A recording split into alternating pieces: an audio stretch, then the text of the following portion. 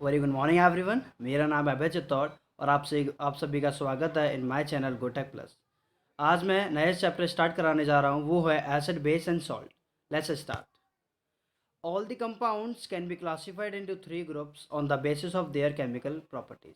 बच्चों, जितने भी केमिकल कंपाउंड्स हैं वो उनकी केमिकल प्रॉपर्टीज़ के बेस पे डिवाइड कर रखे हैं, क्लासिफाइड कर रखे हैं as a acid base and salt. Okay.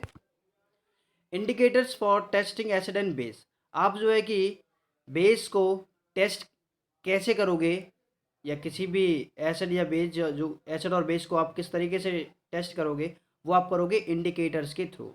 Indicators क्या होते हैं बच्चों? इंडिकेटर्स होते हैं, and indicators tells us whether the substance we are testing is an acid और a base by change in its colour. Indicators होते हैं ऐसे सब्सटेंस जिनको जो है कि एसिड या बेस के कांटेक्ट में लाने पर वो अपना कलर चेंज कर लेते हैं, उन्हें उन्हें कहते हैं indicators. Okay. Indicators are of three type: litmus, methyl orange, phenolphthalein. Okay, आगे बढ़ते हैं। लिटमस।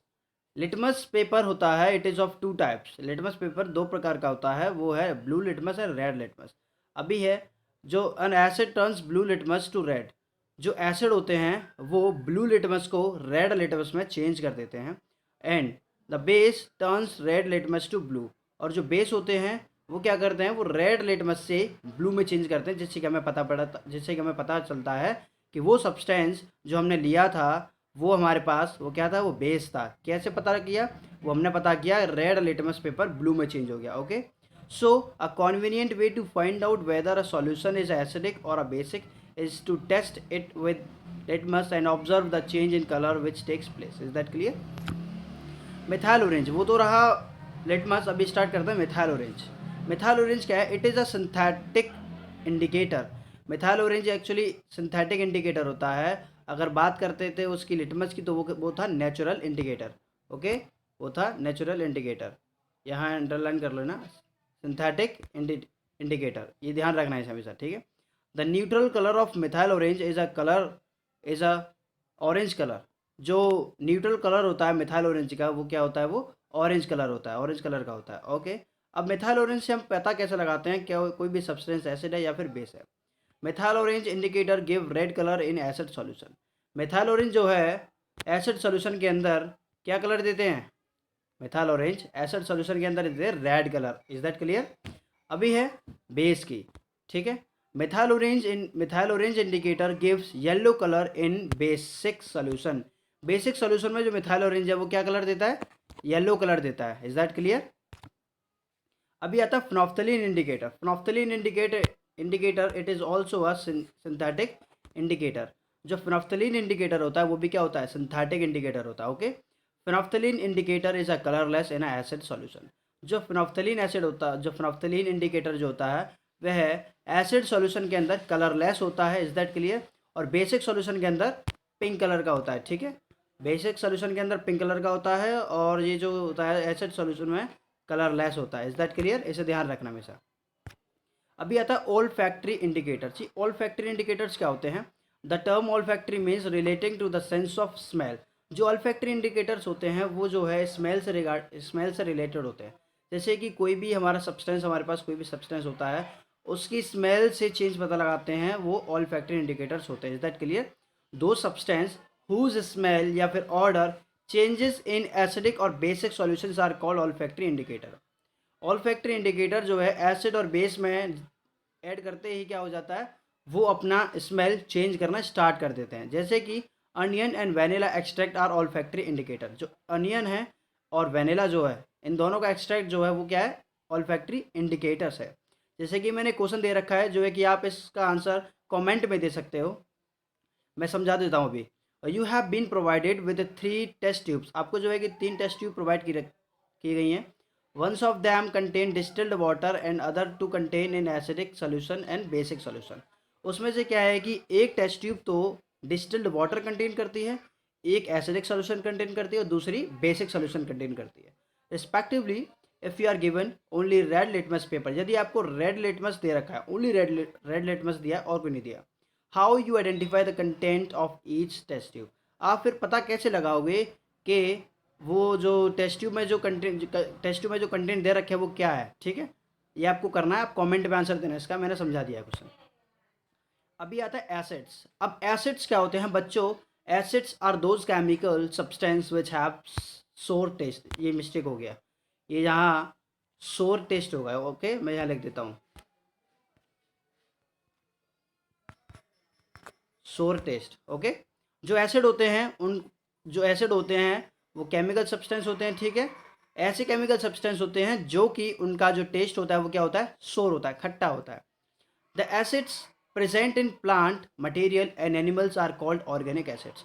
ऐसे एसिड्स जो कि प्लांट और प्लांट मटेरियल में या फिर एनिमल में प्रेजेंट होता है उसे हम कहते हैं ऑर्गेनिक एसिड।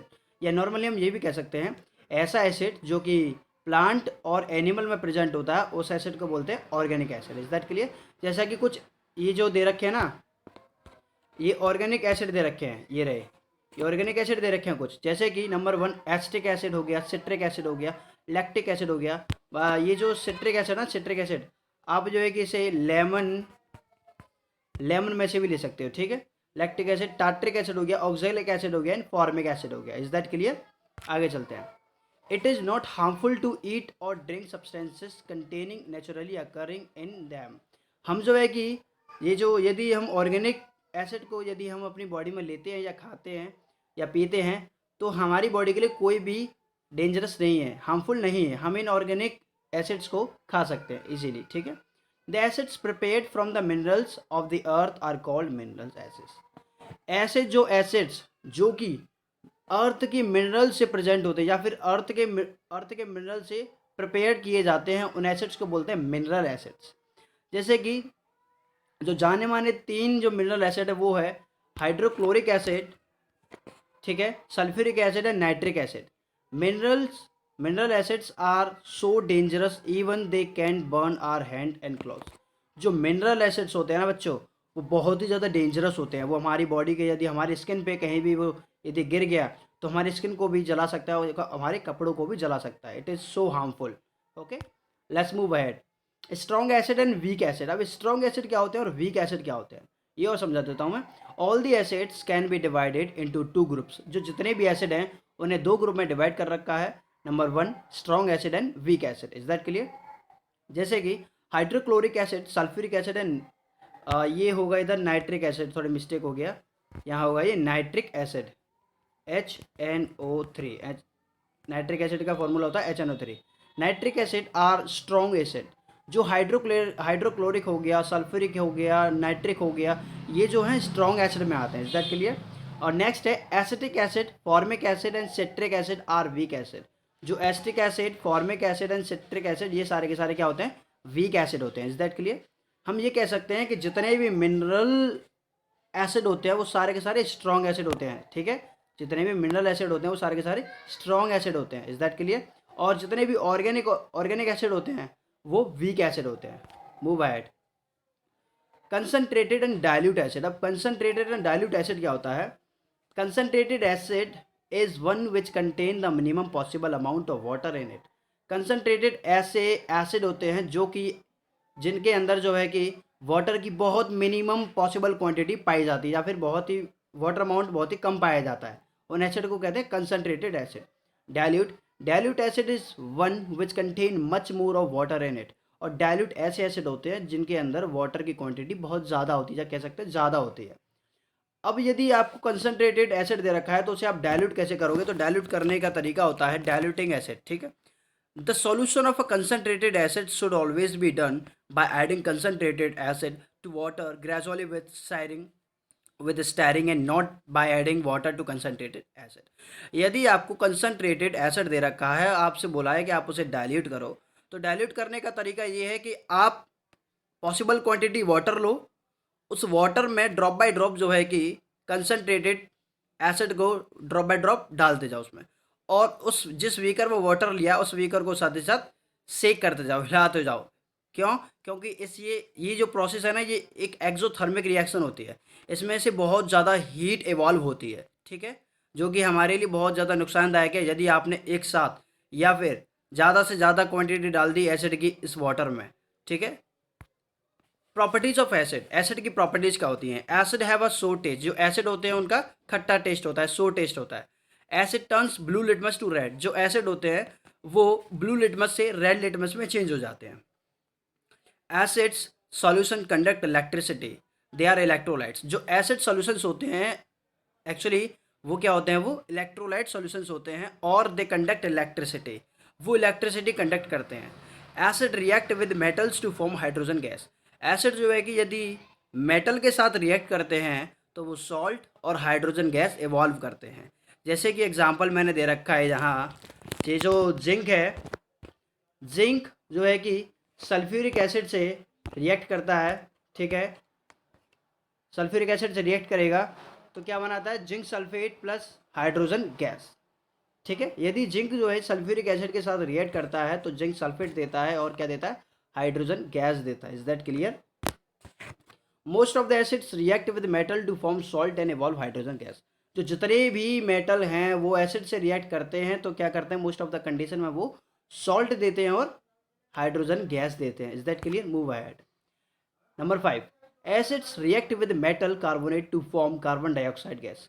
एसिड जो है मेटल कार्बोनेट से रिएक्ट करते हैं और क्या बनाते हैं, कार्बन डाइऑक्साइड गैस। जैसे कि यहाँ दे रखा है metal carbonate plus acid, metal carbonate plus acid gives out salt plus carbon dioxide plus water. Is that clear? जैसे कि एक और एग्जांपल है मेटल हाइड्रोजन कार्बोनेट। यदि मेटल हाइड्रोजन कार्बोनेट रिएक्ट करता है किसी एसिड से तो क्या देता है, सॉल्ट देता है और कार्बन डाइऑक्साइड देता है और क्या देता है, वाटर देता है। Is that clear? बच्चे से ध्यान ध्यान मत भूलना, इंपॉर्टेंट रिएक्शन है ये, ठीक है। अभी एक एग्जाम्पल दे रखा है मैंने इक्वेशन का और रिएक्शन का, ये वाला sodium carbonate plus hydrochloric acid. यदि सोडियम कार्बोनेट हाइड्रोक्लोरिक एसिड मतलब कि हाइड्रोक्लोरिक एसिड से रिएक्ट करता है तो क्या बनाता है वो, सोडियम क्लोराइड और क्या निकालता है, carbon dioxide plus water. Is that clear? ये रहा, ठीक है। सोडियम हाइड्रोजन कार्बोनेट प्लस, एक और एग्जांपल है, sodium hydrogen carbonate plus hydrochloric acid gives out sodium chloride plus carbon dioxide plus water. Is that clear? Acid react, इसकी property है number 6, acid react with base और alkali to form salt and water. यदि acid base या फिर alkali से react करते हैं तो क्या देते हैं वो, सॉल्ट प्लस वाटर, ठीक है। इसका मतलब ये वाली जो रिएक्शन है ना, इसे हम न्यूट्रलाइजेशन रिएक्शन भी बोलते हैं। न्यूट्रलाइजेशन, ये लिखने का थोड़ा तरीका बन नहीं रहा लेकिन आपको समझ में आ गया होगा, ठीक है। जो एसिड यदि बेस के साथ रिएक्ट करता है तो क्या देता है, सॉल्ट प्लस वाटर। इस रिएक्शन को हम जो है कि न्यूट्रलाइजेशन रिएक्शन में बोलते हैं। जैसे कि नीचे एग्जांपल दे रखा है सोडियम हाइड्रोक्साइड। सोडियम हाइड्रोक्साइड एक स्ट्रॉन्ग बेस है और हाइड्रोक्लोरिक एसिड एक स्ट्रॉन्ग एसिड है। यदि स्ट्रॉन्ग बेस को स्ट्रॉन्ग एसिड के साथ रिएक्ट करवाया जाता है तो क्या मिलता है हमें, सोडियम क्लोराइड मिलता है जो कि एक सॉल्ट होता है और क्या देता है, वाटर देता है, ठीक है। Move ahead. Number 7, acids react with metal oxide to form salt and water. यदि एसिड जो है किसी मेटल ऑक्साइड से रिएक्ट करते हैं तो भी क्या देते हैं, सॉल्ट देता है और वाटर देता है। जो एसिड है किसी भी मेटल ऑक्साइड रिएक्ट करते हैं तो सॉल्ट प्लस वाटर देता है। जैसे कि एग्जांपल मैंने एक इक्वेशन दे रखी है, copper oxide plus hydrochloric acid, copper oxide plus hydrochloric acid, एक मिनट, ये रहा copper oxide plus hydrochloric acid, ठीक है। कॉपर ऑक्साइड जो कि रिएक्ट करता है किससे, हाइड्रोक्लोरिक एसिड से रिएक्ट करता है। वहाँ जो है कि कॉपर क्लोराइड प्लस वाटर मिलता है, हमें क्या मिल रहा है, copper chloride plus water. Is that clear? Move ahead. इसकी property 8, acids have corrosive nature. बच्चों ये बहुत ही ज़्यादा इंपॉर्टेंट है, क्यों, क्योंकि एसिड्स के अंदर जो है कि कोरोसिव नेचर होता है। कोरोसिव नेचर अभी समझते हैं क्या होता है, ठीक है। The mineral acids cause severe burns on the skin and attack and eat up material like cloth, wood, metal structure and stone work, so this set to be corrosive. इसका मतलब कहने का ये है कि जो एसिड्स होते हैं उनके पास एक कोरोसिव नेचर होता है। कोरोसिव नेचर मतलब ये कि यदि एसिड आपके स्किन पे या आपके क्लॉथ पे कहीं भी टपक गया तो धीरे धीरे क्या कर देगा, आपकी स्किन को जला देगा, आपकी स्किन को क्या कर देगा, जला देगा। और इवन आपके कपड़े पर फैल गया है तो भी आपके कपड़े को धीरे धीरे जला देगा, ठीक है, जिसे हम बोलते हैं corrosive nature. Acids are never stored in metal container, acids are never stored in metal container because they gradually corrode and eat up the metal container. Acid को जो है कि कभी भी मेटल के कंटेनर में स्टोर नहीं किया जाता, क्योंकि एसिड क्या करता है, उस मेटल को धीरे धीरे उसे क्या कर देता है, नष्ट कर देता है, क्यों? क्योंकि वो एक कोरोसिव नेचर होता है जिसकी वजह से, ठीक है, उसमें कोरोड लग जाता है मेटल में। अभी है the strong base such as sodium hydroxide are also very corrosive and attack and destroy our skin. जो स्ट्रॉन्ग बेस है, कौन सा स्ट्रॉन्ग बेस है? Sodium hydroxide. वो भी क्या है? वो भी एक कोरोसिव नेचर शो करता है। क्यों?